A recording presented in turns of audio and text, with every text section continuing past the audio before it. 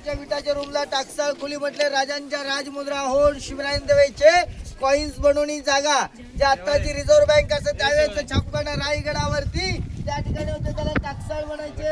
हिवरचंड अष्टकोनी मनोरा छत्रपती शिवरायांच्या राजवाड्यात राजांची बाल्कनी सज्जा गॅलरी आणि या बाल्कनी सारखे दोन मनोरे आहेत ना खाली.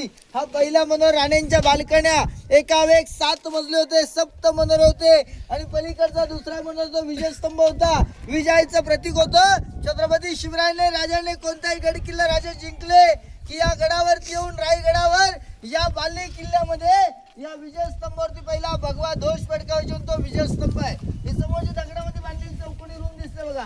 दगडाचं हे लाकूड कोपऱ्यातून तिथून जमिनीमध्ये 10 ते 11 पायऱ्या उतरून गेलो की जमिनीच्या आतमध्ये 10 बाय 10 रूम आहे. या खुलीला गुप्त खलबतखाना म्हणायचे.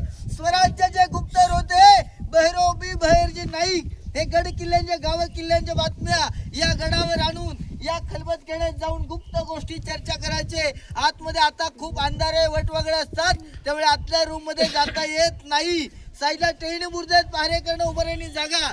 टेहणी बुर्जाकडनं खाली पाहिलं की गंगा सगर तलाव पाहायला मिळतं. 32 फूट तलाव खोल आहे.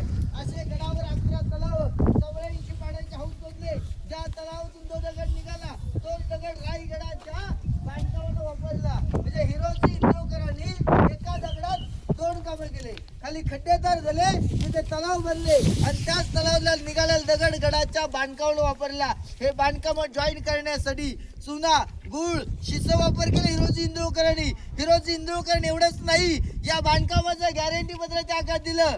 काय म्हटले? यावत चंद्र दिवा करो विलस सत्र जुंबते, जोपर्यंत आकाशात चंद्र सूर्य तारे राहतील तोपर्यंत माझे केलेले हे रायगडावरची बांधकामे राहतील. हेच हिरोजी इंदोकर रायगडाला दिलेलं त्या काळातलं गॅरंटी पत्र.